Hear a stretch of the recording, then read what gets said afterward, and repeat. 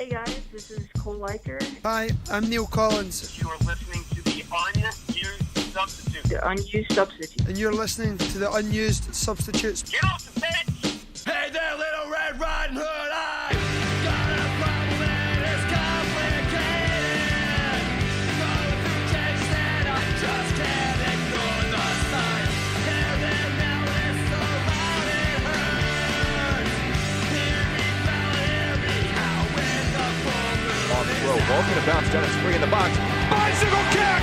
Goal! Rowdies! What a play! What a shot! And it's 1-0 Rowdies! Hear me growl, you see me run, you see me jump. Try to fight but I emerge with the prize in hand. You better watch out, it's gonna take more than what you got.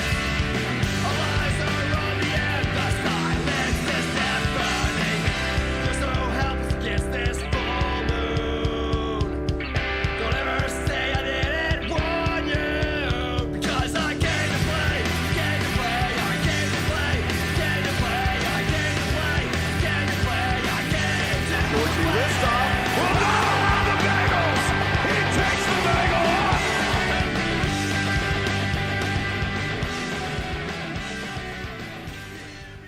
Good evening, everybody. It's 8 p.m. on Wednesday night. You're listening to the Unused Substitutes, your green and gold gospel, the Rowdies Talk Radio, live on Radio St. Pete, part of the Beautiful Game Network, and sponsored by Roughneck Scars and Golden Goal Press. My name is Matt, and on the other end of the internet from me is someone who is certainly not developmental, but he's just a little mental tonight. Steven, how you doing? Well, let's put it this way. I'm going to be as polite and as fair as possible, but I cannot. I'm angry. So you're going to be like one step under OKC fan, apparently.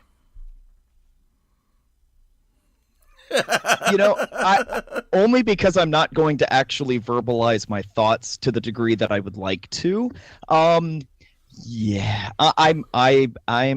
not sad. I'm not disappointed. I'm not mad. I'm livid right now. So we're going to get into the show and we're going to have some fun. At least we're going to try and keep it fun. There's plenty of topics to talk about. I mean, we certainly won over the weekend in league play, and that was worth. We're going to do what we can. We're going to look forward. We're not going to try and dwell too harsh on the past here, but we've got certainly plenty of stuff to cover tonight. Obviously, we've still got a whole season ahead of us. I mean, we're not even halfway through the year yet. So there's still plenty of topics. There's still plenty of things to look forward to. We got plenty of road trips. I know that there is a group of guys going to Birmingham this weekend, including myself. So there's still plenty of year. There's still plenty of fun to have. Let's do what we can and try and move forward a little bit beyond what happened last night. All right, so let's start off with, you mentioned it there, we did win over the weekend. The Rowdies left it late, in their own words. My summary of the match was 1 goal is better than none and 3 points are better than 1. The Rowdies did get a win to remain undefeated in league play, 1-0 over Swope Park Rangers. Steven, forget about last night for a few minutes. Go back to the weekend to bask in the glory of 3 points at the end of 90 minutes. What was your take on the match versus Swope Park?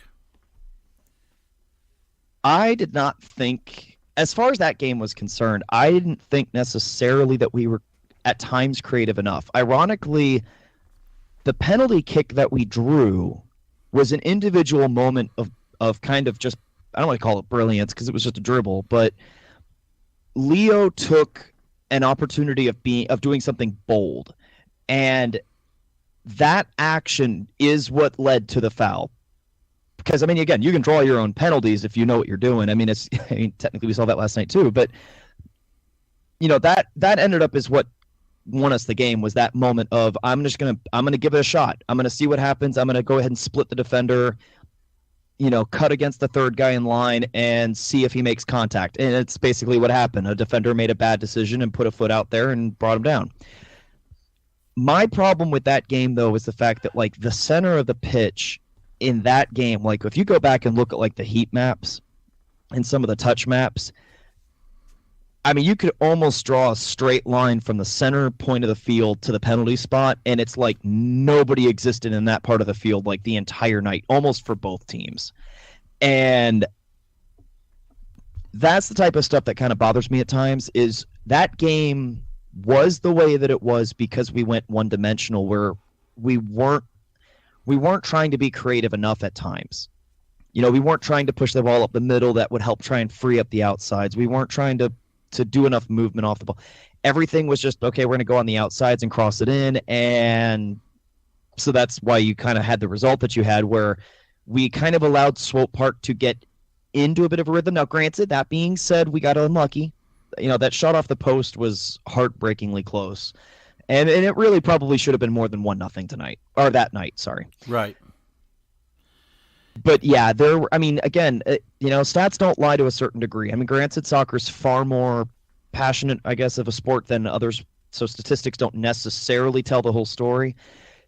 But when, like I said, you look at touch maps, you look at heat maps as far as where players were, and were barren on Swope Park's side. So, you know, that was a place that we were not even trying to even play the ball, which, I mean, you got to be willing to go after people one-on-one, and even if that means you lose the ball every now and then, if you recognize you're going to beat somebody, try it. There's no harm. I mean, obviously you don't want to do it too much, because then you're Alex Morel and then you're dribbling into trouble every time and not getting anything for it. But you got to try it every now and then. Leo did it. We drew a penalty kick. We win the game off of that great penalty kick. It was a great crowd, great moment, tons of fun. But that was my thoughts. Yeah, so I kind of wondered how much of, and you talked about the lack of creativity, how much of it is kind of dictated by Swope Parks. I mean, I think the closest any of those guys got to the Rowdy side of the field was the anthem before opening kickoff. There's parking the bus, and then there's what Swope did, which, I mean, it was like a bird nesting for the winter. And you know, I get there, you know, go out there and try plan A, try what they normally do, which is to send it wide and cross it in and send it and try and send it in from there.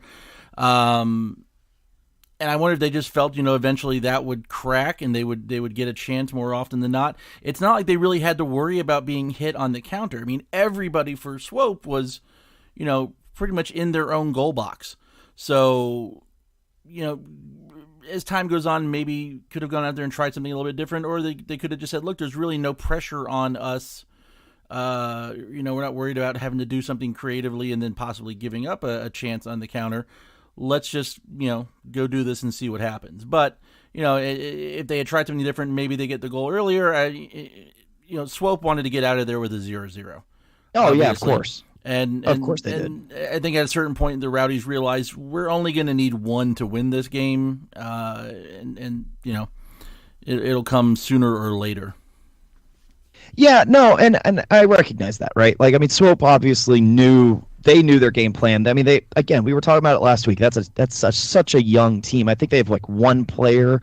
I think their oldest player is like 24, right? I mean, that is basically a group of children.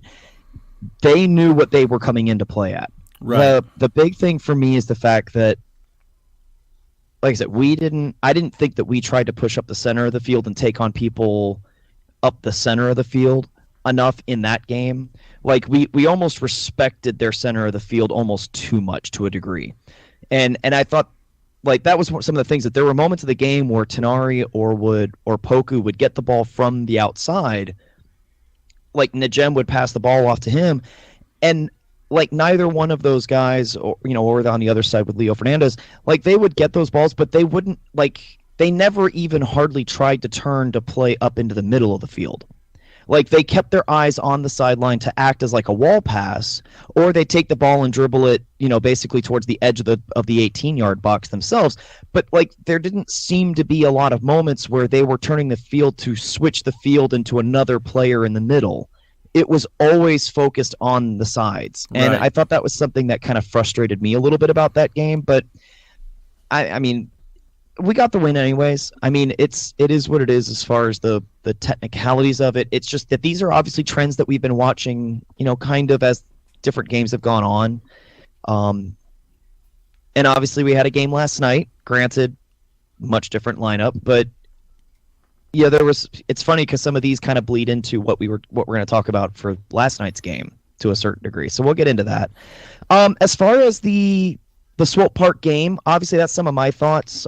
What did you notice? Anything in particular that you noticed? Individual performances, anything like that? Well, and I was just going to say, it's a really weird game to try and do a good, bad, ugly for, because it was just the Rowdies out there trying to unlock Swope Park. I mean, Swope had some moments, but it was, you never really felt that anyone was. I mean, there was any real particular danger. I mean, what McCarthy? I love this. I was just thinking about this tweet they put out there during the week where, here's where we would show you the save of the week, but he didn't have to save any. Yes. So. And kind of jokingly, it's hard to give him the credit for the clean sheet, and it's even one of those games where, not to take anything away from our defense, but I mean they really weren't tested at all. So I just kind of skipped the whole good, bad, ugly kind of thing because it was such a one-sided kind of game. But my question is, how do you pick the man of the match for this? I think. For me, that match, I mean, quite frankly, that whole game came down to Fernandez doing what he does, or doing what he did. Yeah, I mean, the temptation there is say, well, give it to him because he scores the goal, but he also creates that chance as well.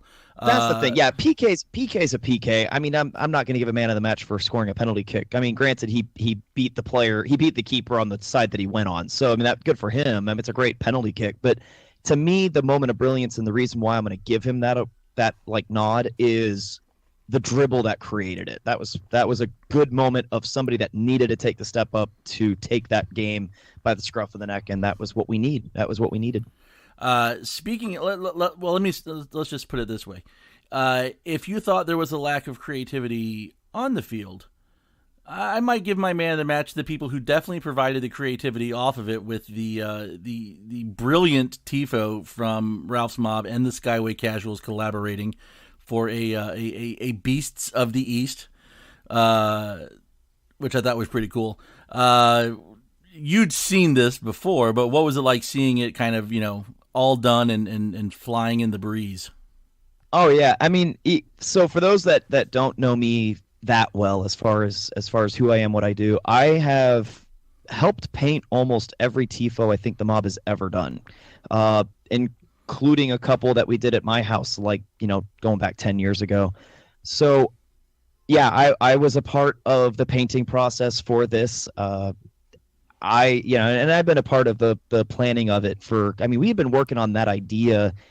The idea of like a Ralph Zilla was pitched out to us like 3 years ago. Right. So, and it was just something like we didn't really have a good time to do it. It just didn't really, we never found a good moment that made sense to use that tifo. And then, as the years came on, Skyway Casuals came about. They have their War Pelican theme. And then we're like, hey, the Godzilla movie's coming out now. And hey, that's got Rolled On in it. And we're like, hey, that's a great crossover. And it just like everything came together for that tifo for this week. Like it was perfect how the stars aligned for us for that night. So, oh yeah, getting a chance. It's always amazing when you get to see the tifos go up.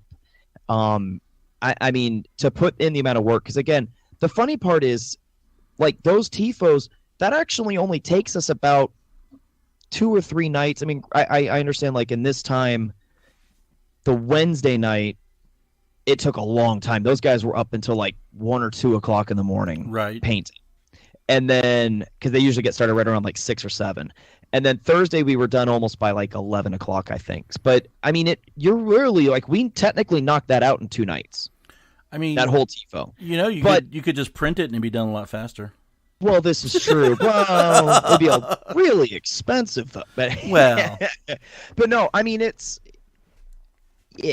was fun. It's funny because every time you're painting it, it always feels big when you're painting it or when you're sketching it out, whatnot.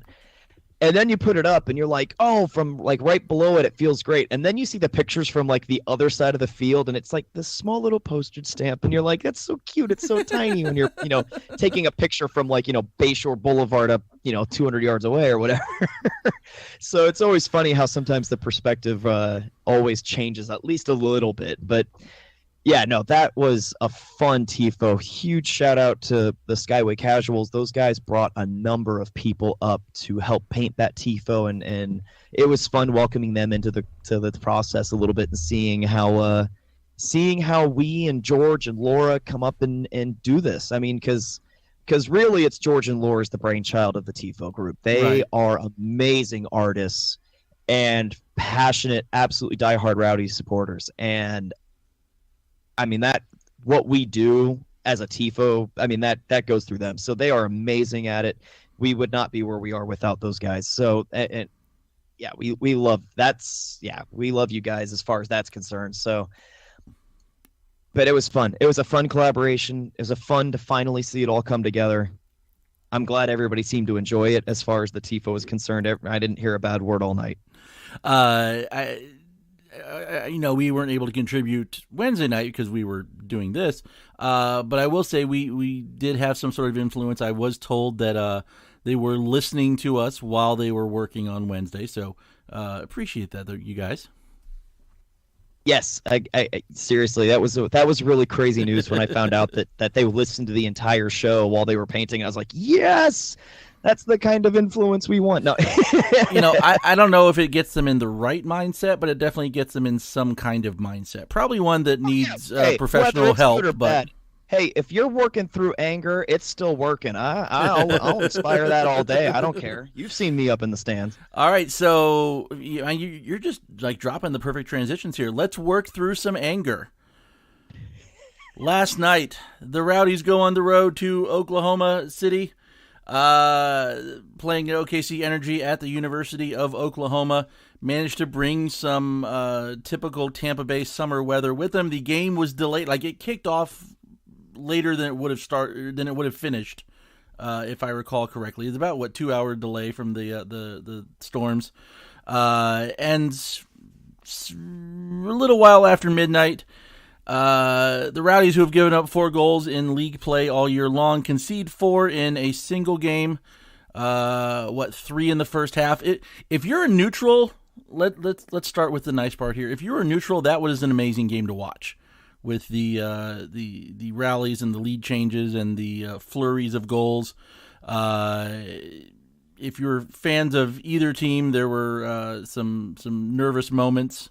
And if you're a Rowdies fan like we are, ultimately some disappointment with the ending, or maybe a little bit more than disappointment.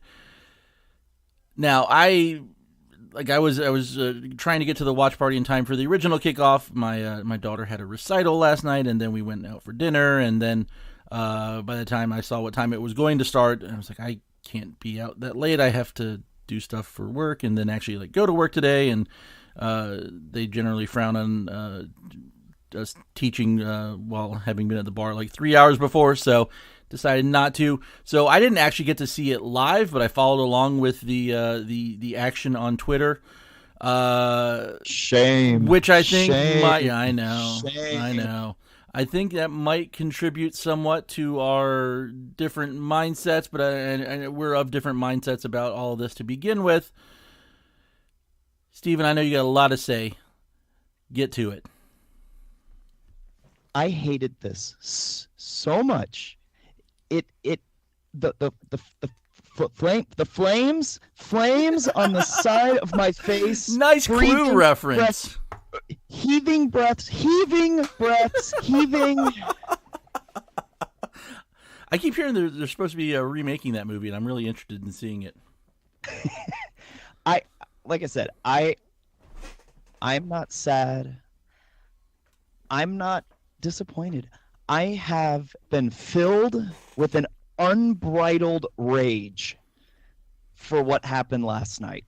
And and this is going to be the thing, and this is what I was trying to remind some folks, and I was telling you too, because I got to be fair about this. I want to make sure that we're doing a really good balanced opinion. And it's so easy on a loss to nitpick every single little misstep that happens in a game, especially when it's 2019 and this is the first competitive game that we've lost.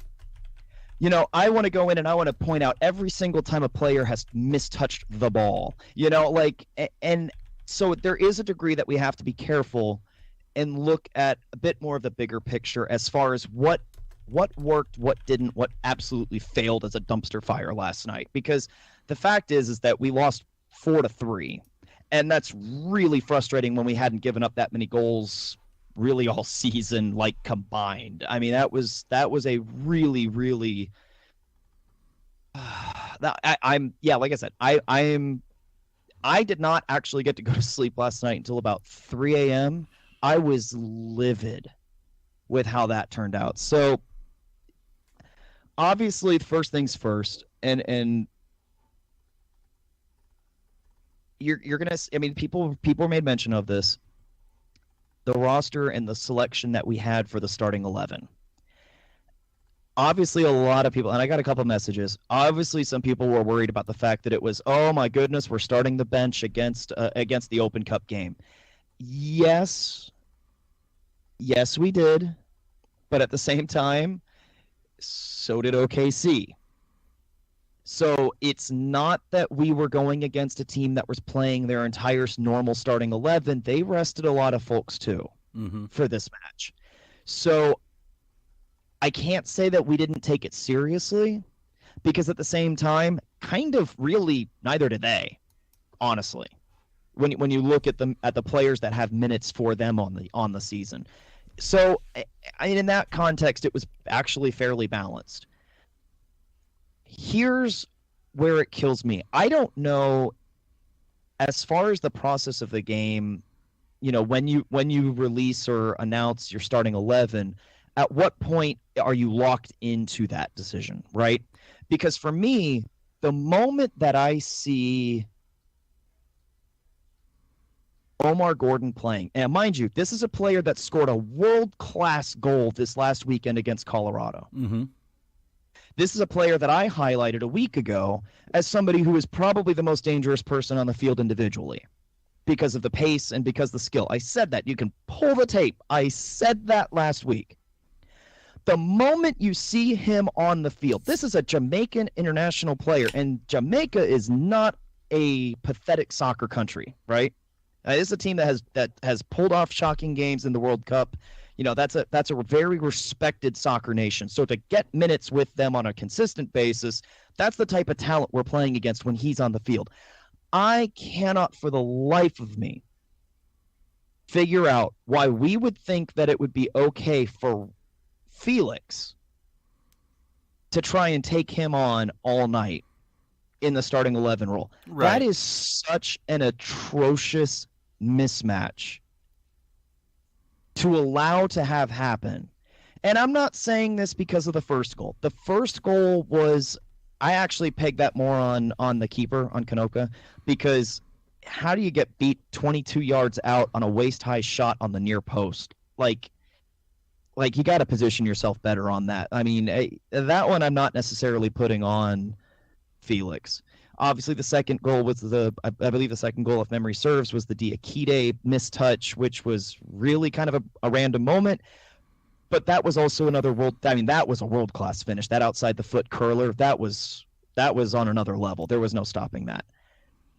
But Felix was getting beat up and down the field against Gordon last night, and it was really bad at times. And I don't understand why, at the very least, we would not have switched off Caleb and Felix and just forcibly played Felix as a midfield role, because to me, Richards against Gordon is a much better matchup than Felix against Gordon, because Felix got scorched. Yeah, I don't know if the idea, if you look at the lineup, when you see the roster, there's really only three names that, maybe four names stand out to you as guys who haven't started or played regularly. You've got Malik Johnson making his first appearance and then regretfully injured early on, subbed off. Felix out there making his second appearance again in the Open Cup. Kone, who has had a couple games lately based on injury and suspensions and things like that, and then Kanoka in goal. Honestly, probably the only one I didn't expect out of that was Johnson making the appearance. I don't know if the idea was that they were hoping Richards was gonna stop Gordon, a little bit further away from the goal, but didn't work out for whatever reason, and you end up with Felix dealing, because obviously there's not a huge number of changes or a huge number of inexperienced guys out there, but the guys who are in positions where it's going to make a difference. Yeah, and let's be fair. Like, offensively speaking, we scored 2 goals and got ourselves a PK. Mind you, the PK was a terrible call, but at the same time, good on our guy to be in the box, recognize that, feel a hand on him, and just go ahead and go down and see if he can't draw the penalty, because that was a gullible referee all night. So good on our guy for drawing the penalty, even though it was a bad call. It's the right soccer move to do. But we scored 2 other goals that night, and we definitely had opportunities at scoring more than 2. So, offensively speaking, we didn't have a bad night offensively. Like, it really wasn't that bad at all when you look at the big picture. The last 30 minutes, I'll get into that, but for me, that whole night is defensive. Now, this is the funny part. There were 2 moments that I lost a lot of friends last night, and one of them was the fourth goal, the winner. And that was that, and I timestamped this, and I sent this into our group chat, but I actually called the 4th goal about 4 minutes before it actually happened. So I'm watching this game. It's your fault. You spoke it into existence. Yes, and that's exactly word for word what a friend of mine said last night. I sent a message to my friends, and I said, look, basically, and this was a couple messages before, I'm like, Kone has been having a really hard time finding his positioning out there on the field. Obviously, we've been watching Felix get burned all night. Diakite was basically just trying to salvage what he could because he had very little support. Like, it was that kind of a game. And I sent a message to my friends, and I'm like, Kone's going to lose a mark, and Deshaun Brown's going to end up scoring a goal here, like, coming up. That's what's going to happen in this game. Right. And I swear to you, 180 seconds after I sent that message, Felix gets scorched. Cross comes in. Kone is literally standing right next to Diakite, leaving a guy all alone on the back post. And I cannot for the life of me figure out what he was even trying or thinking to do there. Traps that ball, draws Kone away from Deshaun Brown, and goes ahead and passes it back to Deshaun Brown after draws the keeper out of position too. And Deshaun finishes it because Diakite tried to slide to try and do a last desperate interception. And I called that literally 180 seconds before it happened. I time-stamped it. I freeze-framed it. And every friend that I know told me to go burn in hell. So it was really, really frustrating. But it was just one of those things where, like, you're watching what's happening as far as positioning, and it just... you could just see it coming. Like, you could see it coming because Kone and Felix were not up for the night. And that was something that I did make public. Was I was watching that game, and I said, like, right around I want to say it was right around like the 60th minute, I'm like, Felix is not up for this match. I tweeted that out. I want to say it was right around the 60th minute. I got to put some minute marks next to my tweets next week for the next game I watch. But it took almost 20 minutes after I tweeted that before Collins made the switch to take him out, drop Richards back, and put Leo Fernandez in. And I'm like, are you kidding me? We waited 20 minutes to do that on a night that it should have been done almost from before kickoff. Like, that was a decision to me that I didn't understand at all. Right. And it's funny because when I see that, it almost makes me wonder if there really wasn't kind of that much of an emphasis on winning last night. From when it comes to mentality, granted, again, the strikers in our attacking third. Obviously, we scored 3 goals last night. So we can't take that away from the guys. But you could very easily say that at least 2 of the goals that happened last night for OKC were direct results of just god awful defending. And not even from just individual like freak moments like Diakite, but just bad positioning and bad marking and bad closing down of players. I mean, you can even make a small argument that the second goal that Diakite mishits goes to a player that Adoro should be there. Like it goes to the player at like ahead of the defensive line. Like that's Adoro's spot. And it's funny because like Adoro was like 15 yards away from him, and it was like, oh, this is just the world is conspiring against us right now. And I think that's the thing that was frustrating to me, is that I didn't quite understand why we were so reliant on 2 players that haven't gotten a lot of minutes in a game that, again, personally speaking, an opinion everybody has them. My opinion is that Open Cup is the most important thing. Like I value that above everything else, because not just because the prestige, but because the fact that when you play MLS teams and you beat MLS teams, that gives you infinitely more credibility as a soccer club at the lower division than winning 200 titles for the league itself. I mean, I can't stand only focusing on your League Cup. It's not Europe. You don't win the trophy by finishing in first. You just make the playoffs. Finishing first almost means nothing. Well, not a lot of you get the home field advantage, which for certain teams is the big deal. But here's the thing though about that, is that not all 1-seed teams win the championships. We see it in every sport. So you give yourself a better just chance getting in the playoffs is good, because then it raised a separate question, right? When is the right time to make an Open Cup run? Is it on a bad year in the league, where you should just put all your eggs in the Open Cup because you know you're not winning the USL playoffs? Well, you're probably not going very far in the Open Cup if you're having a bad year in USL. No, and you're probably and I think you're probably not beating any MLS teams if you're bad in USL play. Right, and I think the way that the scheduling, the timing is set up, I don't think you can make that call unless you're like Hartford. Even though we're like a third of the way through the season, it's still, to me, a little too early to say, well, the league season's done, we're terrible, let's just focus everything on the Open Cup. Because you never know what's going to happen in the league, and you can be off to a poor start, turn it around, and get back into the top 10, get back in with so many teams that make the playoffs. I don't know at what point you are able to say, well, that's it. You see it happen a lot in baseball and basketball, where when trade deadlines come around, teams take a look at themselves and say, okay, we have a reasonable chance that we're still in it. Let's acquire, or let's hold where we are. Or you see teams that are like, no, we're way out of it. Let's sell and let's start playing for the future. It's a similar kind of situation in here is having to judge your season, and I don't think you can make that judgment in late May. Well, here's the reverse counterpoint to this, is that for me, I would think that especially in a season like the one that we're having, where 10 teams make a playoff spot, look at the lead we have in the standings.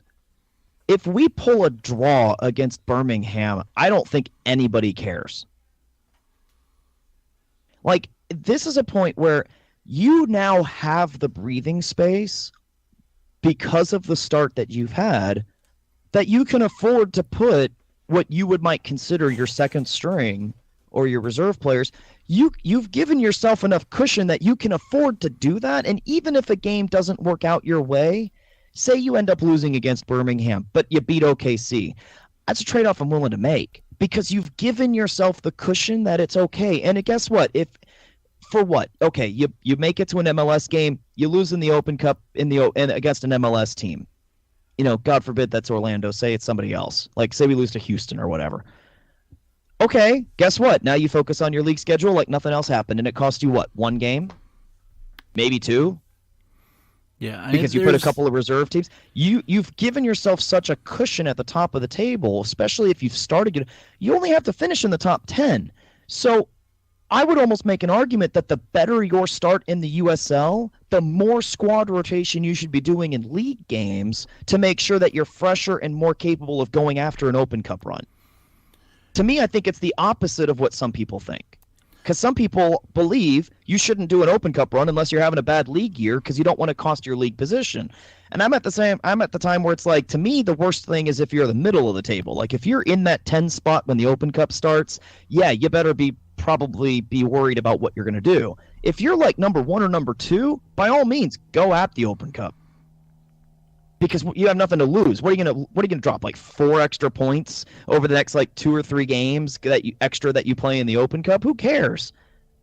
You're not gonna at this point. You're probably not gonna miss the playoffs unless you have some epic collapse, and that doesn't really happen all that often. Yeah, but depending on the team, and we're focused on one in particular. Depending on the team, like maybe for let's say North Carolina. Maybe North Carolina getting in the playoffs is good enough. We're kind of on record saying that, for us, that's not just the be all end all. Like, get in that top 4, host a game, be in a position to play meaningful playoff games at home. 1 or 2 points might not seem like a big deal here or there, but if it gets to be the end of the season and your 1 or 2 points is the difference between 4th and 5th, then you might have some regret for it at the end.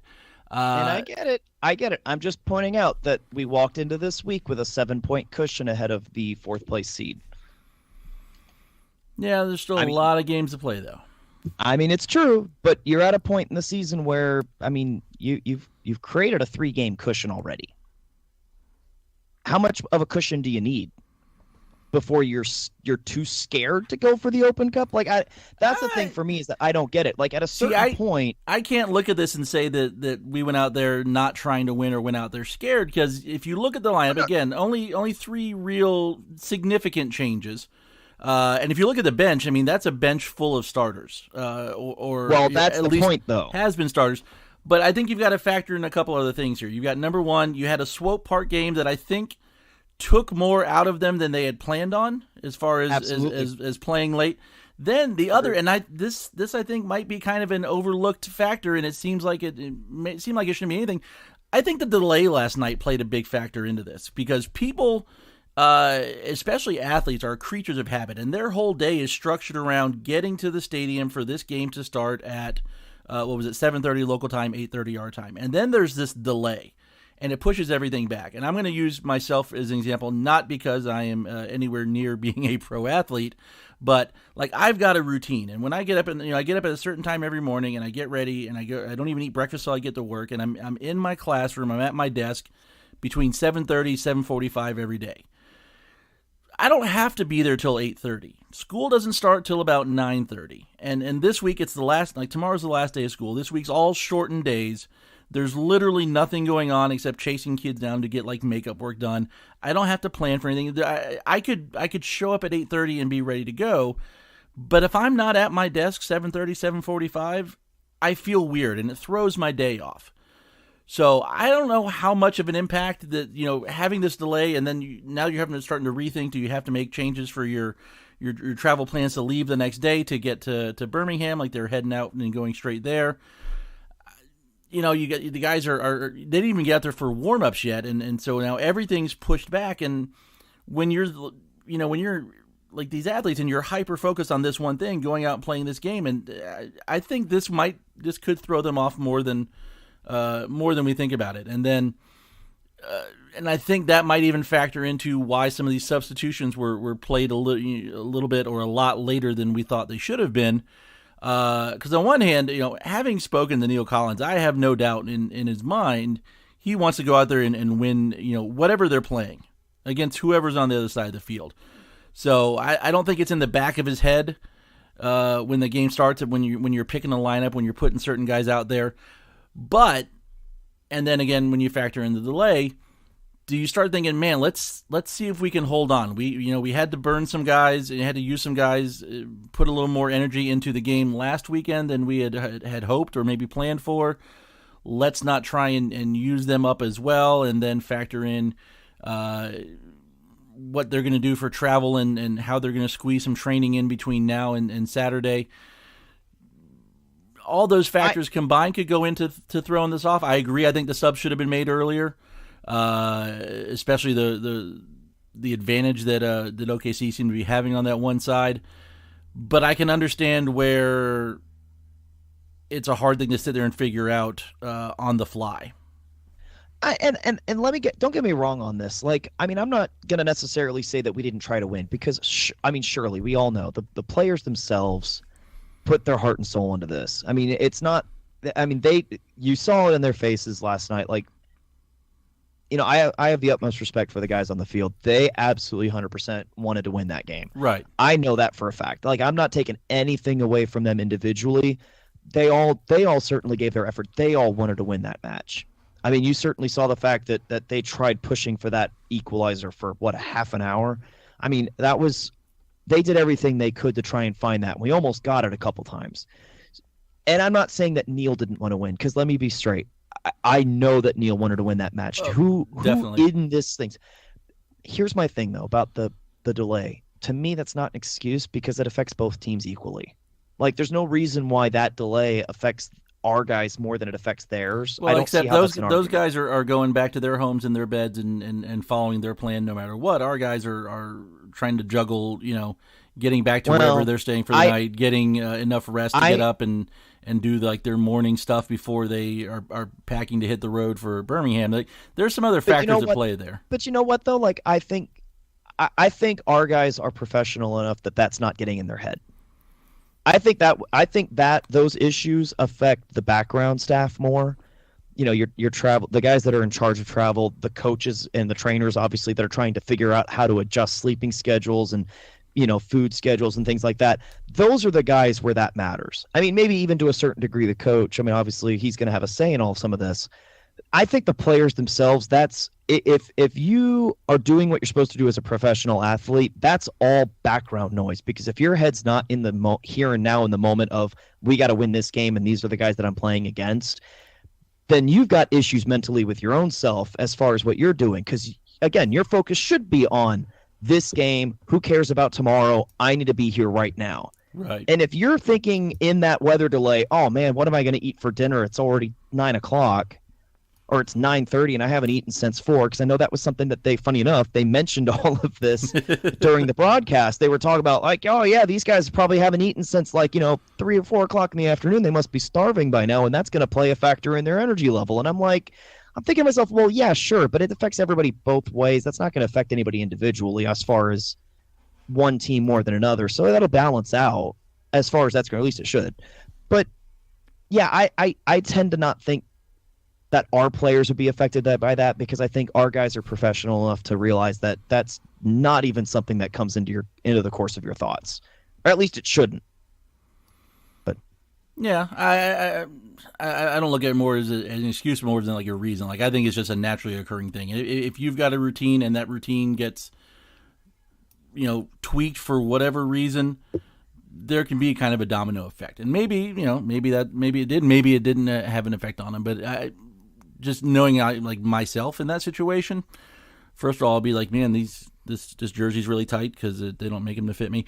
But yeah, it's I don't know. And also, I talked about it, and go ahead. If we can come up with excuses all day, right? I think the fact is that when you just take the players 11 on 11.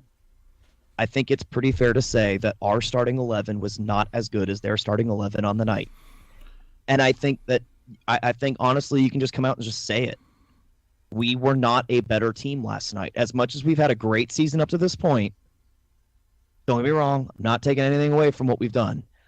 Our guys were not the better 11 last night. No, I mean, the final score tells you that. I mean, there were some very obvious individual performances that were not up to the Rowdies, not up to what we measure for ourselves. And I think that's just the fact of the matter. I mean, and like I said, all the other stuff is excuses. To me, let's bed the excuses. I think it's just a fact of the matter that OKC straight out beat us. And we did not have an answer for some of the players they had. We did not have an answer for some of the formational tactics they were using. And I mean, we could break that down. I mean, you look at the fact that, like, you know, in the first half, we were 0 for 8 in crosses in the first half. Holy crap. How do you go 0 for 8? This is a game that you should be really caring about. You know, we actually didn't, I think we had possession barely. It was close to 50-50 possession on the first half. But, you know, for instance, like Dominic Aduro in the first half, every single pass that he completed in that half was lateral or to the back. He literally had one slightly diagonal up the field short pass for the entirety of the first half. That's going to hamstring you as an offense when you're trying to push up the field. You know, and I feel awful for Johnson getting injured the way he did and having to come out. Like, that sucks. And you could see it because he took that elbow to the head. And I guess it was probably, I'm assuming that it was a concussion protocol type move. Right. When we put Najem on the field. And I feel bad for that. But, I mean, the fact is that you could see the difference even in those 10 minutes from what Johnson was doing compared to what Najem did the rest of the night. There's a huge difference there. There was a huge difference in the pace, in the energy, in the types of passes, the quality of the passes that were being done between them. And you even saw it like in the second half. Like, Najem had a couple of moments of really great brilliance where he was trying to take the ball and do something himself with it. Something that broke us in the last 20 minutes, though, is that we had a tendency, and it was funny because the commentators noticed this as well, but then didn't really kind of point to a reason why. The Rowdies would push up the field when we got the ball on trying a fast break or sending it out wide. Literally all like 6 players up in the top of the field all crowded the box. They were all doing the same run going into the box trying to crash it together.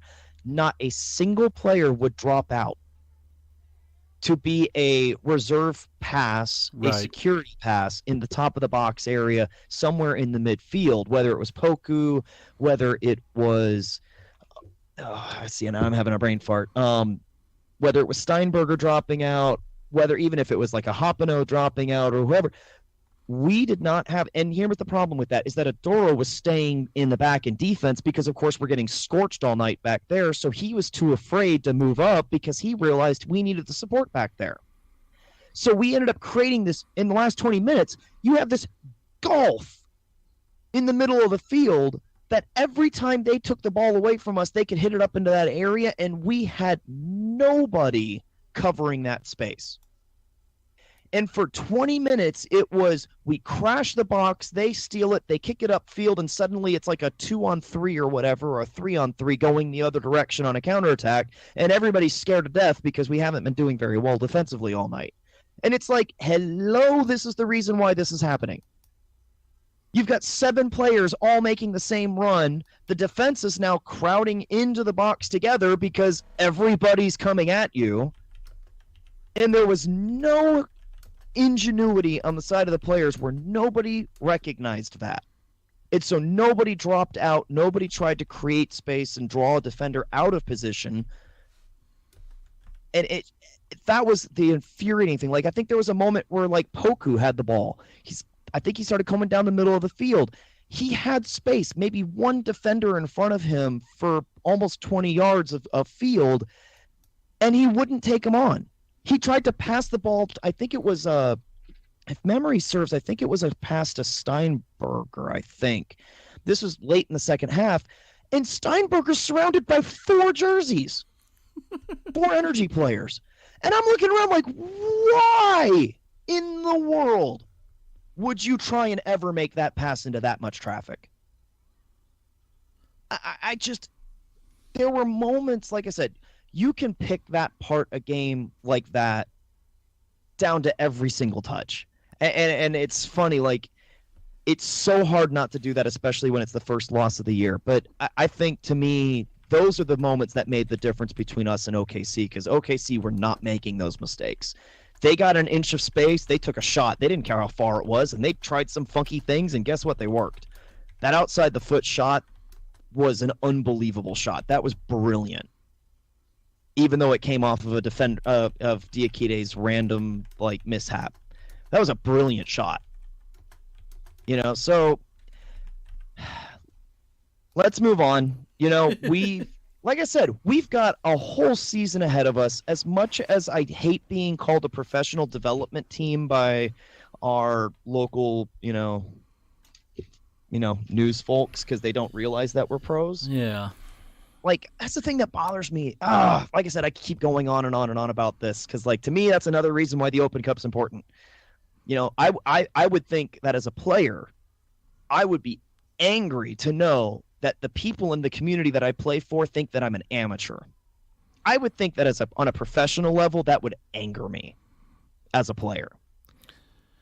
So I wonder if we start just tweeting every article that gets posted with typos and grammar errors, and just say they're a developmental reporting newspaper. Okay, it's not. It might make sense. We can do that.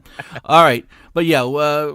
We've got to shake out, and this is kind of where I come down on this is, and I've said this, I like the Open Cup. It's great to see teams that we don't normally play in, whether it's divisions below us, divisions above us, or even other conferences just in USL, because you don't see anything outside of the final.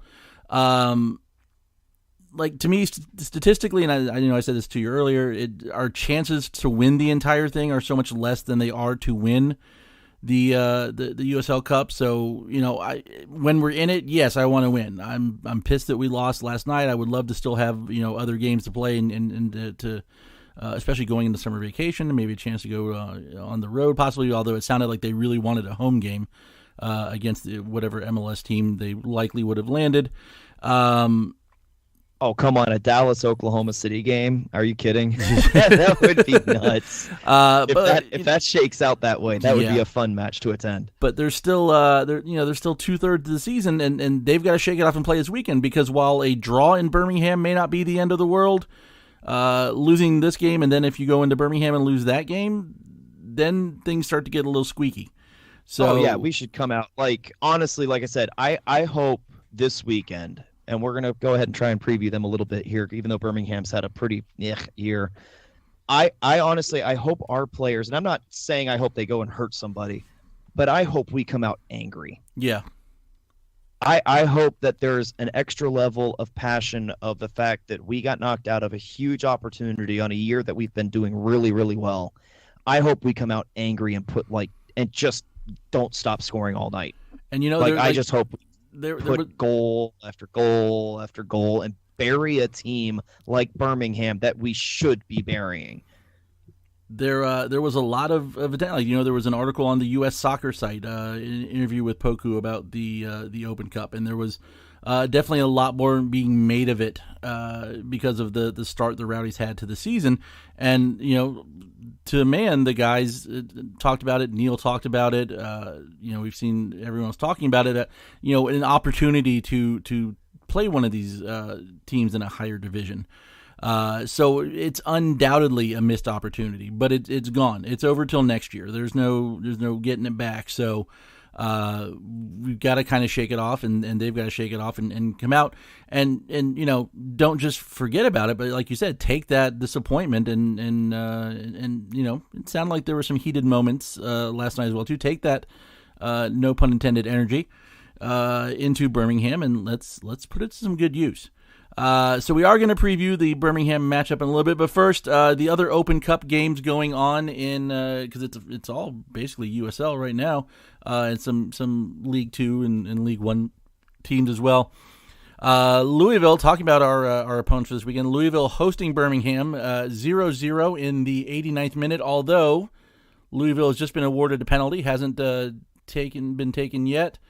And we'll see what happens here in just a moment. We'll give you an update if something comes along. North Carolina FC leading the Florida Soccer Soldiers 1-0 in the 85th. Doesn't seem like we'll have another cup set tonight, although Soccer Soldiers seem to be pretty good at scoring late when they need to. Pittsburgh and Indy 0-0 in the 49th. In first half stoppage time, Memphis leads Hartford 2-0. Just underway in St. Louis, where St. Louis FC leads Madison 2-0 in the 18th minute. Louisville City has scored in the 90th minute on penalty and now leads 1-0. That's just the heartbreaking thing I wanted to see against a team like I'll take Birmingham. that. Although I wouldn't mind us going to like extra time and penalties and then lose on penalties. Austin and San Antonio, not an Eastern Conference game, but still a fun interstate matchup there. Austin leading San Antonio 1-0 in the 17th. Nashville and Charleston level at 0 in the 18th minute. And kicking off later tonight, Colorado Springs and New Mexico United. That's probably going to be a pretty good game, actually. Vegas against Orange County Football Club, which I believe is the League One. Not Orange County Soccer Club, which is the championship version. And then Sacramento and Fresno at 10:30 p.m. tonight. The draw for the next round will be live tweeted, apparently not streamed or anywhere else, tomorrow morning, I believe, from the U.S. Soccer House in Chicago. Taking a look at other results around the... I didn't even do that. No, so here's what I decided I'm going to do. Since you brought up the notable games, is your term for it last week. I'm just going to go over those scores because there's no point, like you said, in doing like Hartford Loudon. Who cares about Hartford Loudon? Nobody cares about Hartford and Loudon. Come on. Hartford and Loudon don't care about Hartford. I did see Loudon's head coach. You're not wrong. You're not wrong at all. I think Hartford's got some supporters out there. They've got some fans. They're off to, now they finally get some home games. I think we'll see them grow a little bit. But Loudon's coach was Richie Williams, and apparently has been added to Bruce Arena's DC United staff. So I don't know who's leading Loudon right now, but we'll probably hear more later. Results last weekend in the notable games: the top 10 versus top 10. Birmingham dropped a home result, 0-1 to Nashville. Red Bull 2, they were in first place 2 weeks ago. They've slid down to, I believe, third. Yeah, they're in third right now. We're now 6 points ahead of Red Bull, which is nice. Lost to North Carolina FC at home, 2-1 as well. And Nashville with another, they had a midweek and then a weekend game, drew 0-0 at Indy. This week's upcoming matchups, there's only two that are legit top 10 versus top 10. Red Bull 2 versus Bethlehem Steel on Friday. Saturday, Louisville hosts Charleston. There are two, let me go pull it up here and see if I still have it available. What was it's hold on. Saturday's game, Indy versus Pittsburgh, is a really important game. Now hold on a second. Where is that game, in Pittsburgh or in Indy? Oh, you would ask that question. I think it's Indy. Because they're playing tonight in Pittsburgh in the Open Cup. So it's a rematch, but in the other town. It's like having a two-leg final right there. That is funny. Well, I'd have to. Honestly, I'm not sure how I wrote this down now. Go figure. Yeah, so Indy and Pittsburgh. Pittsburgh is sitting outside the top 10 right now. They're in 13th, but a win would give them 15 points, which could be enough to put them into 10th place. The other game coming up is Memphis versus, and I can't remember who they're playing also. Was it Ottawa that they're playing? Memphis plays St. Louis. Memphis and St. Louis. Memphis is 10 points. A win, especially with, if they win by enough goals and shrink their goal difference a little bit, could put them into the top 10 as well. So teams that are just on the outside that could move up. But your two main ones to keep an eye on are Red Bulls 2 versus Bethlehem Steel and Louisville versus Charleston. Do we even want to bother with the traditional table right now? Or should we just focus on points per game? Yeah, okay, so here's your traditional table. The Rowdies are up on top by a four-point margin with a game in hand over Nashville. They're done. It's all that really matters at this point, right? Because we're awesome, and the rest of the league is below us, and we're just going to keep riding this wave because that's the confidence we need right now. I mean, don't forget, as much as last night sucked, we're still going to be in first place in the league coming out of this weekend no matter what happens. This is true. Which is cool. This is true. Our points per game table, I just updated before we went live in the air. Rowdies, top of that as well, 12 games, 26 points. Currently the only team averaging more than 2 points a game at 2.16, repeating, ending in 7. St. Louis in second, 1.9. Red Bull 2 third, 1.8. 18. Indy and Ottawa tied for fourth and fifth with 1.8 each, 10 games, 18 points. North Carolina FC, 1.72. Nashville, 6.9. Charleston, 1.54, repeating. Louisville City, 1.5. Pittsburgh, 1.3. Birmingham, 1.09. Bethlehem, so basically averaging half of what we do in a similar number of games. Bethlehem 1.83, Atlanta 2 1.83 for Bethlehem and Atlanta 2. Loudoun with an even 1. Memphis 0.83, Charlotte 0.6. It's a very evil number. Swope Park 0.63, repeating, and Hartford at the bottom 0.416. Didn't really update the notables, although there was something. Let me look at it again here and see. There was one that jumped out at me. Well, there's a couple of the big things right now is the fact that, again, when you look at the league, there's undoubtedly, I mean, obviously Rowdies are up on top for a reason. St. Louis, New York Red Bulls, Indy, and Ottawa are almost all dead even. Okay, so that's something to keep in mind. Those are still 4 very, very dangerous teams that are having really good years so far. I mean, teams like Indy and Ottawa, keep this in mind.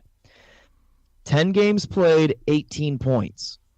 So you give them, say, 2 wins on those games in hand, and they're now only 2 points within reach of us. Right. St. Louis. Quick update, real quick. Charleston has scored and is leading Nashville in the 24th minute. Yes. But yeah, that's the thing right now. Those are still 4 very, very dangerous teams. And even though Nashville right now is in second place on the overall normal table, they dropped down all the way to 7th. Yeah. On the points per game table. That's a massive, massive plummet for them. So they're a bit overinflated right now. Not to say they're not dangerous, but they're a little overinflated because of the number of games they've played.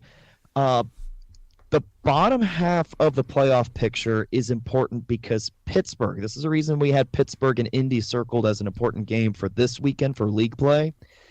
Pittsburgh, even though they're out of the playoff picture overall, are actually in the playoffs when you factor for points per game. That is your number 10 team right now. So that is a team that, because of the fact that they've only played 9 games this year in regular season, they're pretty far down on the table, really through no fault of their own. They could very easily make up some ground and put themselves back into the conversation of playoffs, and really they should be. So yeah, I mean, that was my highlights. That's what I'm noticing right now as far as the teams and the movement is basically an overinflated Nashville and a still very unknown, quite frankly, with Pittsburgh are the 2 big highlights to me as far as what I can see. Yeah, we might start to find out some stuff about Pittsburgh this weekend. Are they as good as their points per game says they could be, or is it just that they've had some easier games up front and we'll see. This is going to be a kind of an important one for them. All right, on to Birmingham. Birmingham's first year, they're playing at BBVA Compass Field in Birmingham, Alabama. That's not even like Legion Field. It's like they're not even playing in the stadium they're named after. Come on. What's wrong with you guys? They are 0-3-2 in their last 5. They lost their most recent game in the league. They just lost to Louisville City in the Cup tonight. They lost last Wednesday to Nashville, 1-0 at home. Have not actually. It's close, but they're actually a little bit better on the road than they are at home. They're 1-4-1 at home, 2-1-2 on the road for the season. Coming off two tough 1-0 defeats, if you include the Cup as well. This one starts to look a little bit, and it's not too many teams that we say, even though we're still undefeated in the league and have a nice little points cushion, you wouldn't still describe our offense as like prolific. They're not pounding in goals the way some of the other teams are. But when you compare us to Birmingham, we've played one more game and have scored twice as many goals on an equal number of shots on target. So it feels like this is a game where you're going to have some opportunities to score. They have conceded as many goals in 11 games as we have scored in 12, have only kept 3 clean sheets, have faced 14 more shots. So there are opportunities to create chances and score goals against this team. When it comes to defensively, they're a little bit better with their tackles than we are, but not by much. I'm going to say we probably have more clearances. I don't see the actual stats for it.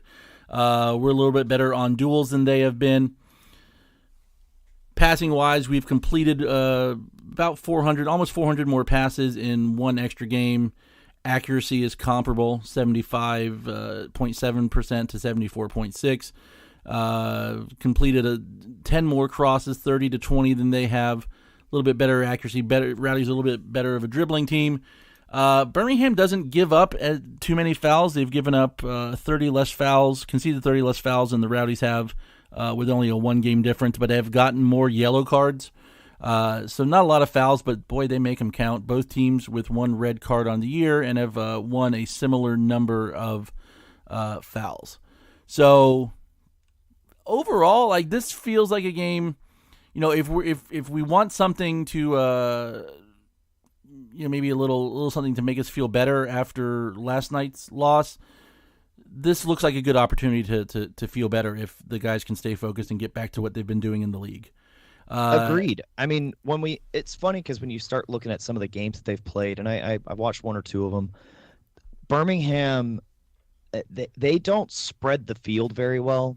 In fact, just to give you an idea of what this team has an ugly tendency of doing is they crowd the middle of the field, and like I said, they don't spread the field at all.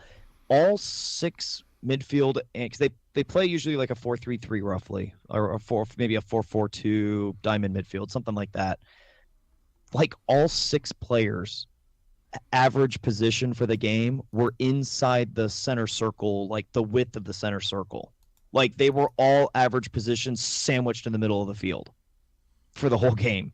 So, like, I mean, they're going to play a lot of direct ball down the middle. They don't play the wings very often. So hopefully, and maybe that's been one of their issues, I think. That probably makes sense as far as why they haven't been able to score very many goals this year. Is just they just don't play the wings very strong at all. And maybe this gives a chance when we put in our regular defenders, as far as the guys that we've been used to seeing all year in those positions. Hopefully we will be able to do some stuff pushing up the field a little bit and taking advantage of the space that they might give us on the wings. So we'll see how that plays out, because that's definitely been their weakness when looking at their games briefly and taking a look at some more in-depth stat work. That was something that I noticed especially. So there's not a ton of names that stand out. There are some familiar names. They've got a good goalkeeper in Matt Van Oekel. They've got a former Rowdy in Eric Avila. The 2 teams have faced off. There was a closed door friendly beginning of the year. The Rowdies won as well in that. They've got a pretty good forward in Chandler Hoffman, who just for whatever reason hasn't gotten going this year than like he has in previous years. Let's see, 10 games so far, 2 goals, 9 shots on target. But this is a guy who, let me pull the numbers up here again and see. Was all-league first team in 2017. I think he hopped up to MLS last year, possibly after that all-team, and then came back. But hasn't been as effective yet this year for them. Anybody in particular stand out to you as a guy to keep an eye on? I mean, when we look at that team, I mean, Kasim is the player that they're trying to build an offense around as far as an individual performance, and he hasn't quite delivered yet. But that's who they've been trying. Their defenders have pretty much been consistent all year. Culberson on the left side, Laurent and Hollinger in the middle, Avila on the right tend to be the 4 in the back that they use. Fact is, actually, Van Oekel doesn't even play that much anymore as far as like they have a Spangenberg over him right now. But I mean, like I said, the problem with this team is they have not been able to spread the field very well offensively, and they tend to crowd the middle and try and force it down the middle, and it hasn't worked for them. So you would think eventually if something's not working, you're going to change it. Maybe they may end up changing it against us. Maybe that's something that we need to be careful for. But I mean, as far as individual players, Kasim is definitely the guy that they try and build around. And I mean, obviously their back four are decent. I mean, we've seen Eric Avila. I mean, he's a good player. I mean, we had nothing bad to say about him when he was with the Rowdies. You could see he was young, passionate guy.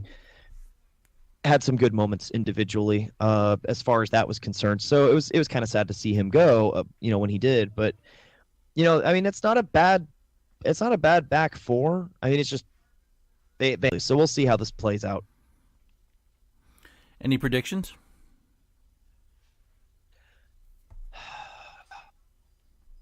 There are times that I want to play the logical role, and then there's some times that I want to play the absolute, completely irrational, crazy role. And I'm taking the latter tonight. So I'm going to say that we're going to go to Birmingham, and in front of the supporters, with a fired-up starting 11 who's pissed off about the Open Cup game, I think we're going to go out there and we're going to win 4-0. Oh. Because I think we're going to absolutely just pummel that team all night. They're going to get no shots on goal. I don't think Birmingham gets a single shot on goal against us. And I think we just absolutely I think we have a fire under our butts, and I think that we're just going to end up putting 4 back there. And I can't wait to go watch it because I'll be there live. Me and a bunch of others. You're looking for a big road win to make everything feel better. I just want to see a response from the players. Yeah.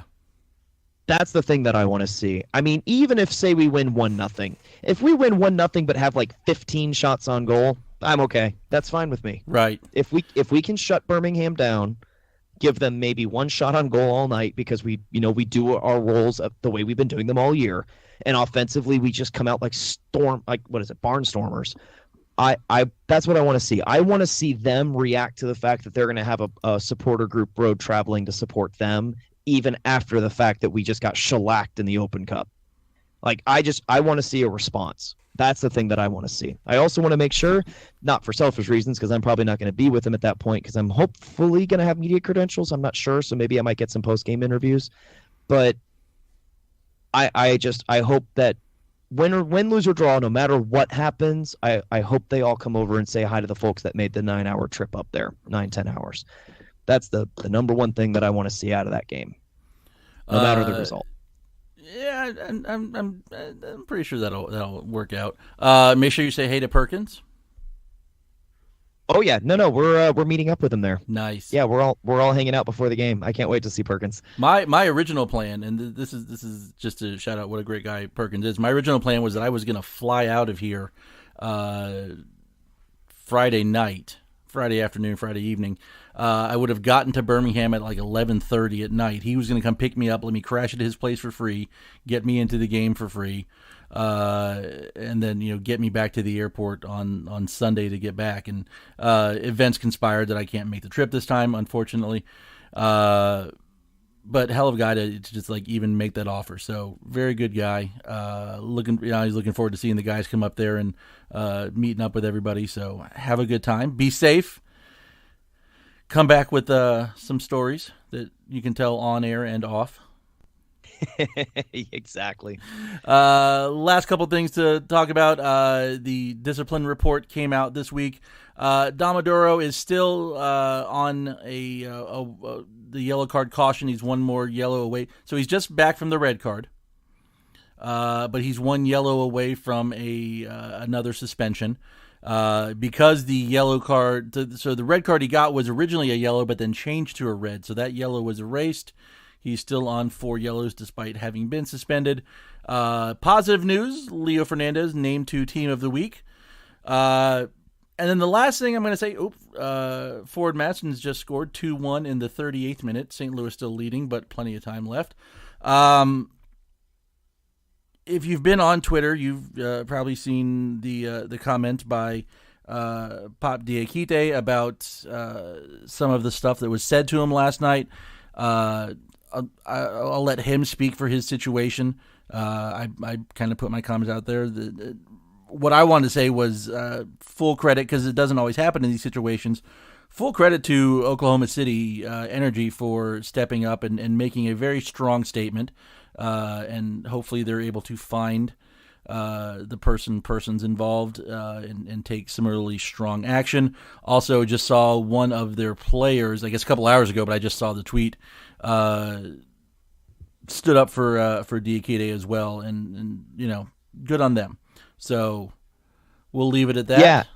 Yeah, definitely. I think, and that was the thing that had me worried when I first saw his initial tweet, DeetailsLeo's initial tweet, was that, that was kind of a strange thing to get upset about. But then when I started seeing player reactions, and not just other Rowdies players defending him, but other teams, I was like, there must be something really that's to that story that was not, that the one tweet by itself doesn't quite paint the whole picture. Right. Something really obviously wrong had to have happened if this many people and the club, in this case Energy, came out and said something. Like, something really happened. Now, what's funny about that is you would think with like 12 people in attendance, you'd be able to find out who did that really quickly. But,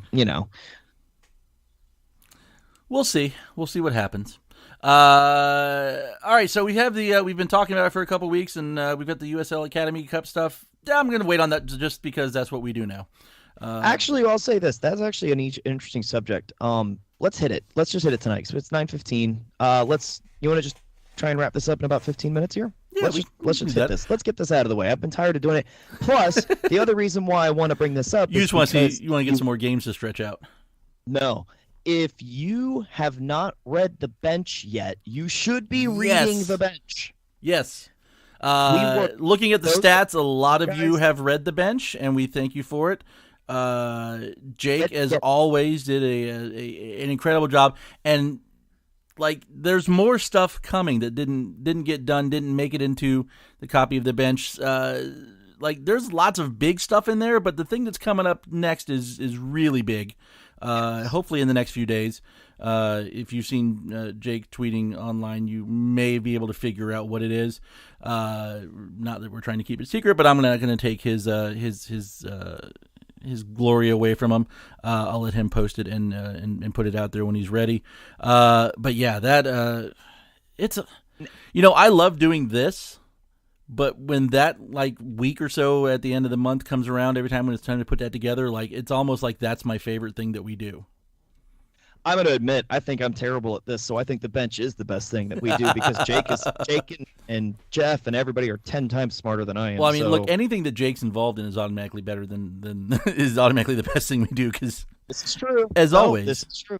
Jake but makes this us is look the reason good. why I bring it up, and not just because it's a bunch of brilliant writing and a bunch of great interviews, and the content is, I mean, you're not going to find content about this team in any better spot than the bench. It is the best place to go and get some real interesting content about our club. So you're saying it's almost professional. You wouldn't call it developmental then? Oh, no, because it's better than the rags up the road in St. Pete Times. But anyways, Tampa Bay Times. But no, here's the reason why I wanted to bring this up and why I'm so stressing about the Academy Cup comments is that USL, mind you, they've been running the Super Y League for many years now, and obviously the youth sport has been chaos, especially in our area, for a long time. I mean, there's multiple leagues, and I'm not talking just in terms of youth leagues themselves. I mean, obviously there's individual towns that have each of their own soccer clubs, but there are multiple leagues that they're all affiliated with as far as organizing their schedules. I mean, I know of at least 3, maybe 4 off the top of my head, where there are clubs around here that don't play each other because they play on a whole different level of competition. Mm-hmm. Obviously, Super Y is essentially rebranding, from what I understand, to this USL Academy Cup, which is basically going to introduce a couple of Florida-based tournaments for our region, which, of course, our region, quote-unquote, goes all the way up to, New York. But all the way up past that into Connecticut. Yeah. I mean, So it's going to produce 2 major tournaments for this area, which is going to be good. It actually, One of them is going to be on President's Day weekend. It's going to be at Premier Sports Campus in Lakewood Ranch. That's going to be like the official like regional event as far as President's Day weekend. And that's where, again, it's just a tournament. Like it's a President's Day tournament. If you grew up playing soccer in this area, you know that just about every holiday has a soccer tournament to go along with it. Well, and this is the next thing I'm interested in finding out about is there's always been a President's Day tournament out at Premier Sports. And it's one of the biggest ones like in the country. Like and this is U17 level, the USL Academy. I want to say this one that's been out there was even younger than that. I'm interested to see what's happening. Like, is this pushing them out? Are they moving? Are they relocating? What's going on? It wouldn't surprise me if they pushed out. If memory serves, I think President's Cup in our state usually is FYSA, Florida Youth Soccer Association. And I think that it's now granted, as far as if memory serves and it's still true, FYSA is still the largest of the club organizations in the area as far as having the most, individual sporting clubs affiliated with them. I mean, back when I was around playing youth soccer, when I was 10 years old, that was arguably the biggest thing. It actually had enough teams in there that you had 3 divisions and you actually had pro rel. I mean, we did promotion relegation when I was 10 years old. And it was a thing. Like, it was funny because we're so young that we didn't really recognize what was going on at the professional level because MLS didn't have it. But we were doing pro rel playing when we were kids. And I'm not sure if they have enough teams to still do that. Wouldn't surprise me if they do. But there were 3 different divisions for professional teams at the FYSA level. Mm-hmm. Then you had things like a couple of groups didn't like how that setup was, and so they created a separate league, and they call that CDL, and it's Coaches Directors League. And that's the next step up. If you were looking at each individual organization as being a tier, FYSA was the lowest because that was the biggest and bloated as far as that's concerned. So talent was spread out. CDL was the next group above that. So clubs like Strictly Soccer, for instance, with Hans Bert and them, they played in CDL, among others. I think even IMG for a while was actually sending a team to play in CDL. And then above that was Super Y. And Super Y was important because they basically traveled almost nationally for every game that they ever played. That was a whole different plane of existence than what most people in my age group were doing. From what I remember back in the day, I think President's Day weekend, I thought, was when you would see the state level tournaments. That was when the state tournament wrapped up, was always on President's Day weekend. So if I'm not mistaken, I think that was the tournament that was in the Premier Sports Complex. So it being replaced by the USL Academy regional event is important news as on that front. But here's where it gets more interesting, and this is why I'm stressing it and bringing it up. The national level event is on Memorial Day weekend for all of the USL Academy setup. And that is going to be at the new Hillsborough County Sportsplex.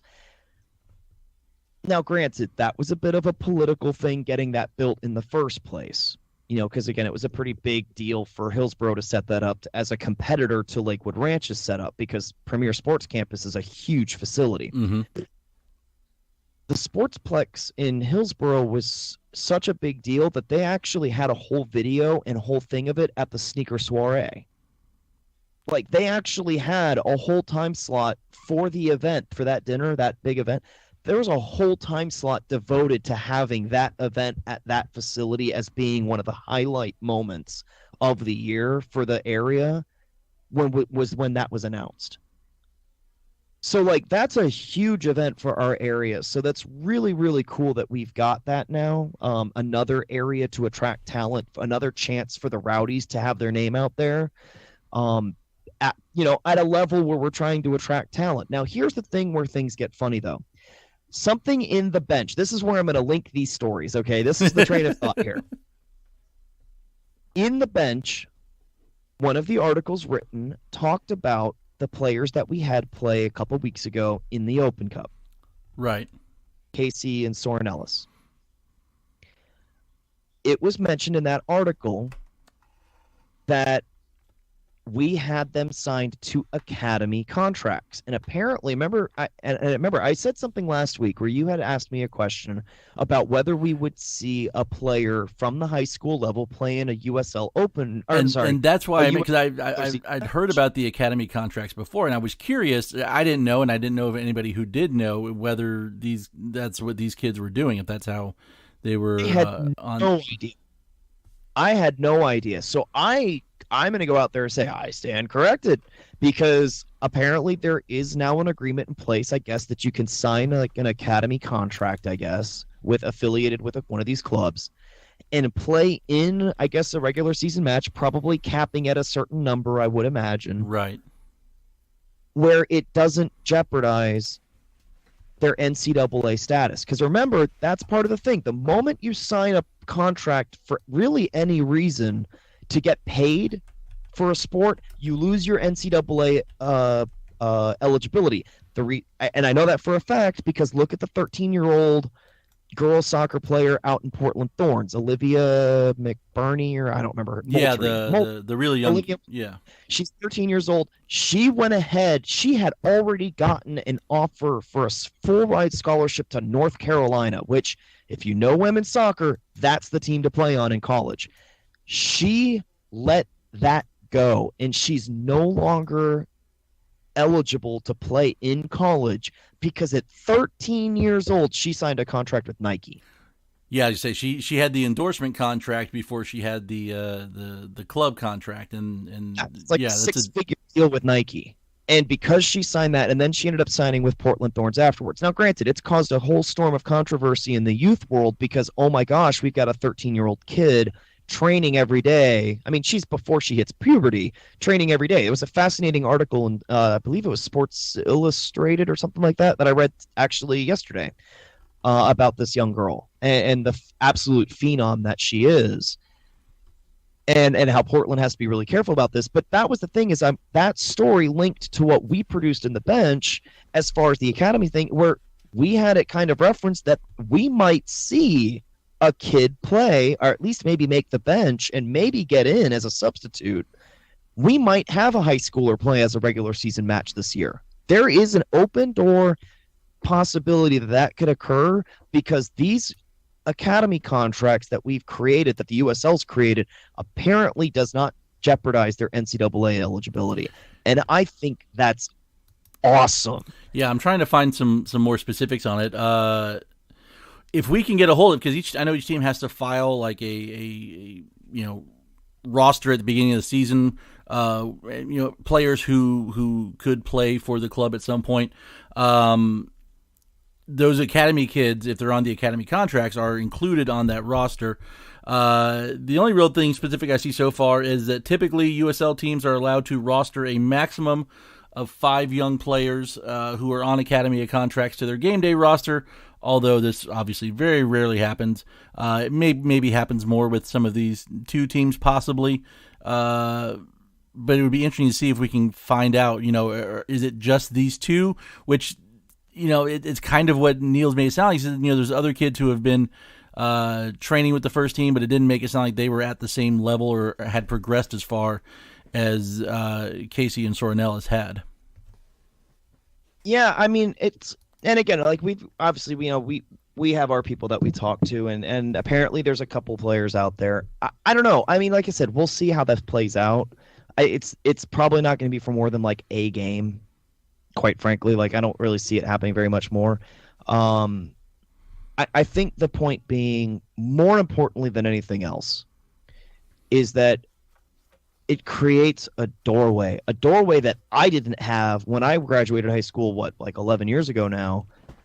That was something that people in my age group no capability of doing.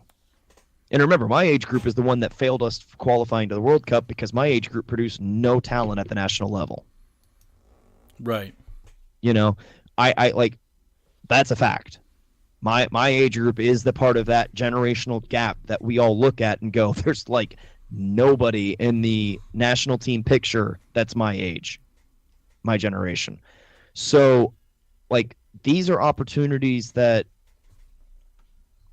I'm more than thrilled about for our local area, being a resident of our local area, being a person that grew up playing the sport at the youth level in the local area. I'm thrilled for our kids nowadays. With the Rowdies here, with the Rowdies already taking the leaps and bounds to try and make this happen. I'm on cloud 9 because that is exactly what we need. And if we can show that we're willing to do it more often, maybe it gets more clubs to unify in this area as far as the youth level, where people that are good enough in this area to get into the professional ranks. And hopefully, and again, like every club around the world, that's what every club does at every level. Yeah. There's a local area. There's a good article out there written by some of the guys on the BGN network about this. It's from Phil from the St. Louis podcast and Jason from the League One Fun. I'll tweet it out there a little bit later. They have a really good conversation about it because the academy contracts also apply to League One and I believe League Two teams as well. I don't know about the League Two, but definitely with the League One teams, they can be added to those rosters as well with the similar rules and restrictions as with championship teams. But let's just break down this, at least the eastern part of it, because that's the info I included in our notes. Like I said, the regional event will be President's Day weekend, February 14th through 17th, 2020 at Premier Sports in Lakewood Ranch. So there's, just like in the championship, there's an Eastern and a Western conference of U17 clubs, and in the Eastern, I think it's the same way in the West too, but it's in two divisions. There's the Elite and the Premier division, which are very fancy sounding. The Elite division is Charlotte Independence, Hartford Athletic, North Carolina FC, Tampa Bay Rowdies, Boston Bolts, Cedar Stars, who are in, looks like Pennsylvania, New Jersey. Looks like it's New Jersey. Chicago FC United, and a team that automatically comes to mind when you think of the Eastern Conference, Colorado Springs Switchbacks. I don't know what the reason is. There is a note that says, due to extenuating circumstances, Colorado Springs will compete in the East. The Premier Division is Birmingham Legion FC, Charleston Battery, Louisville City, Pittsburgh Riverhounds, who really have a really, really good academy, Chattanooga Red Wolves, and South Georgia Tormenta FC. So the regional event, those clubs will be here in at least down the road for me and over President's Day weekend, playing to see who goes on to the national event. Like there's a separate Western event too. I don't have all that info here. A couple months later in May, we're actually right around this time, a year from now, Memorial Day weekend at the Hillsborough County Sportsplex, and it'll be teams from the Eastern and the Western meeting up and playing out. So there'll be more coming out as we get near, and we'll see if we can get some more info to add to this as well, or more people who know more info, maybe to come on and talk to us. But we got to wrap up, man. We're way over an hour and a half by now. It is crazy. Yep. All right, so wrap it up. Are we love yous? I'm going to throw it out there to the mob and the casuals for the TIFO, to the guys going to Birmingham and leaving at different points in time between tonight, and tomorrow. Get there safe, have fun, come back safe. We'll see you soon. If you're not going, there is Skyway Casuals will be having their regular watch party down here at Shamrock. The club is having a watch party at Hofbrauer House, and the mob will be having their watch parties at their locations. Keep an eye on Twitter. Everybody will put out there where they're going to be at. Steven, anyone you want to add to We Love You? Well, considering you just did two, you kind of took away the two obvious ones that I was going to do. You cheater. Well, now to be fair, you mentioned Aaron and Laura earlier, so George and Laura. Yes, I did. I did mention George and Laura earlier, so I beat you to the punch, you cheater. Did. Trying to steal my thunder. All right, so basically, we love everybody. Thank you to Wolfface, including the team. FYI, we still love you guys. Absolutely. Thank you to Wolfface for the theme music, Radio St. Pete for the platform, and Shamrock Pub for the beers and putting Mexican soccer on for Steven. And as always, thank you to you guys for finding time in your schedule for us, whether it's live or on podcast. Please continue to share, subscribe, rate, and review. If you want to support us in an ongoing fashion, find us at patreon.com/unusedsubspod. Thanks again to our sponsor, Roughneck Scarves, the official scarf supplier of MLS, USL, and US Soccer. Get custom scarves for your group or team at roughneckscarves.com. Next week, we're going to be on Thursday night. We're going to be on a little bit later. I've got some other obligations on Wednesday night. So we'll be on Thursday. Should be around the same time, but keep an eye out on Twitter and Facebook. We'll announce it there. Also, we love you to Jake for the bench, to Pat for the pictures, and Nelson, who's an independent photographer out there. He gave us some pictures as well that we have used online, and I think I had a couple of them in the bench too. If I did, I don't know if I gave him credit. I got to make sure I do that. I got to go back and double check and see. I can fix that. Steven, it's been developmental journalism. That's what's going on here. There we go, developmental. Steven, it's been fun, and you did not drop out at all tonight, so I think you solved your problem. Yes, well, I think we are. I just realized that everything was fine and dandy. So I was paying attention. I was nervous the whole night. Nice. I thought maybe just your pure fire emoji energy might be enough to knock you offline, but you remained, and I appreciate that. All right, Steven, I'll talk to you soon. Everybody else, we'll talk to you guys next week. Thanks for listening. Go Rowdies. The Rowdies were there, the Rowdies were there, they kicked the wall